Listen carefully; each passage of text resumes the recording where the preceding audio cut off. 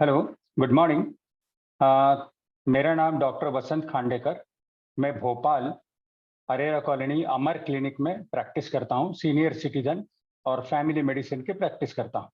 मैं पिछले 46 साल से भोपाल में ही प्रैक्टिस कर रहा हूँ। जैसा कि आज का टॉपिक है हाइपरटेंशन। अब ब्लड प्रेशर को क्या समझना होता है? जैसे हम समझते हैं कि ब्लड प्रेशर किसे कहते हैं। जब हार्ट ब्लड को पंप करता है, तो जब आर्टरीज में पास होता है, तो जब ब्लड का जो प्रेशर आर्टरीज में होता है, उसको हम ब्लड प्रेशर कहते हैं।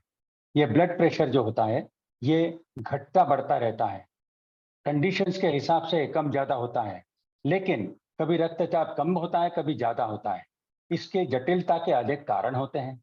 ये रक्तचाप, इसमें हाइपरटेंशन को जानने के लिए बहुत सारी चीजें आमतौर पर होती है, जैसे कि आपकी जीवन शैली, लाइफ टाइम, ये सारी चीजों को ध्यान में रखकर आपको बहुत सारी चीजों का ध्यान रखना पड़ता है, जिसके कारण आपकी शारीरिक महसन, मोटापा, धूम्रपान, शराब पीना आदि से तनाव होता है। ये तनाव मुक्त होने के कारण जोखिम के बहुत सारे कारण होते हैं। जोखिम के बहुत सारे कारण ब्लड प्रेशर में, जैसे आपको मालूम है कि व्यक्ति की आयु, जैसे जैसे उसकी व्यक्ति की आयु बढ़ती है, वैसे वैसे आर्टरीज जो होती है वो अधिक स्टॉक या धमनियां अधिक सख्त होती जाती है, क्योंकि उसमें कोलेस्ट्रॉल जमा होना शुरू हो जाता है, जिसके कारण वो सिकुड़ने लगती है। उसके बाद दूसरी चीज होती है कि परिवार, ये फैमिली में एक हिस्ट्री होती है, कि फैमिली हिस्ट्री होती है। अगर फैमिली में पेरेंट्स और ग्रैंड पेरेंट्स अगर हाइपरटेंसिव है, तो नेचुरली उनके ऑफस्प्रिंग्स में भी ये बीमारी आती है। फिर कई लोगों को नमक जरूरत से ज्यादा खाने की आदत होती है। नॉर्मल खाने के बाद भी वो सॉल्ट को स्प्रिंकल करते हैं, उसके से बचना चाहिए। देन उसमें उस भोजन में, उनके रोज के रूटीन डाइट में पोटेशियम की मात्रा कम रहती है, जिसमें स्ट्रोक और किडनी की बीमारी का खतरा होता है। प्रोस्टेट, प्रोसेस्ड और चिकनाई वाले पदार्थ, ये ज्यादातर लोगों के, ये जो जंक फूड्स होते हैं वो खाने में आते हैं, और उसके कारण ये एक टिपिकल चीज होने लगती है, जिसके कारण शारीरिक मेहनत, एक तो लोग स्टिक एक जगह बैठे रहते हैं, एक्सरसाइज नहीं करते हैं, और उसकी वजह से उनको मोटापा आता है, फिर रक्तचाप बढ़ जाता है। अब जैसे इसमें तनाव होता है, एक्सेसिव टेंशन जो होता है, जब ये टेंशन लोगों में बढ़ जाता है, तब हम देखते हैं कि जब ये ब्लड प्रेशर को साइलेंट किलर भी कहते हैं। क्यों साइलेंट किलर कहते हैं?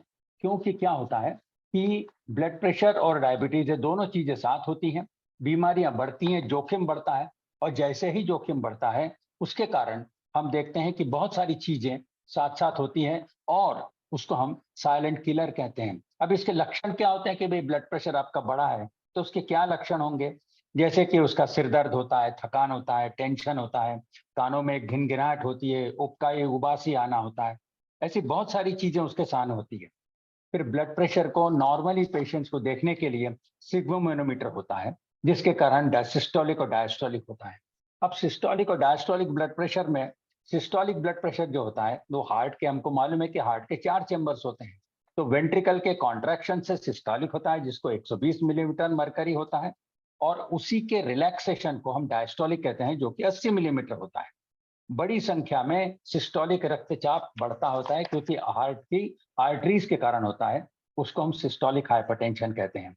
अब ये हाइपरटेंशन से ग्रस्त ऐसे बहुत सारी चीजें होती हैं, जिसके कारण हाइपरटेंशन शुरू में रेजिस्टेंस के कारण हमको पता ही नहीं चलता है, और जब पता चलता है तब ये देखते हैं कि hypertension already second third stage में आता है। अब ये हाइपरटेंशन से बचने के उपाय क्या बता सकते हैं? उपाय में केवल है उसका नियमित व्यायाम, स्वास्थ्यकारी आहार, शराब और सिगरेट आदि को छोड़ देना, नियमित रक्तचाप निगरानी करना, तनाव पे काबू पाएं, और नियमित दवा, रेगुलर वेट, अगर हाइपरटेंशन की मेडिसिन एक्सरसाइज की है तो उसमें करना चाहिए। अब बेसिकली 3 चीजें होती हैं जो कि ब्लड प्रेशर को कंट्रोल करती हैं। सबसे पहले आपका डाइट, टेंशन को कम करना, एक्सेसिव चीजें, जो चीजें हम यूजुअली खाते हैं, जैसे नमक खाना, नमक है, सॉल्ट है, स्मोकिंग है, अल्कोहल है, इन सब चीजों से दूर रहना, फ्राइड एंड स्ट्राइक चीजों से अवॉइड करना, नियमित व्यायाम होता है, स्वास्थ्य का ध्यान होता है। अब ये सारी चीजें हम ग्रेजुअली धीरे धीरे करते हैं, और जब तक इन सब चीजों में करते हैं, भोजन में जैसे अब आप कहते हैं कि सिगरेट और अल्कोहल को दूर रहें। दूसरा व्हाइट पॉइजन, ये व्हाइट पॉइजन में हम दो तरह की चीजें होती हैं, एक व्हाइट पॉइजन में होता है नमक और दूसरा व्हाइट जो होता है वो शक्कर। ये दोनों ही चीजें अगर आपको रेगुलर नियमित व्यायाम करना है तो इनको कम रखना चाहिए। फिर जैसे डैश फूड, हाइपरटेंशन को कम करने के लिए डैश फूड, जैसे कि बहुत सारे डैश डाइट में छिलकेदार अनाज, फल, सब्जियां, चिकनाई वाले डेयरी पदार्थ का कम यूज करना, ये सब चीजें, नमक को खाने में कम करना, धूम्रपान को छोड़ देना, ऐसी बहुत सारी चीजें हम धीरे धीरे कम करते हैं और दवा को नियमित रूप से लेना।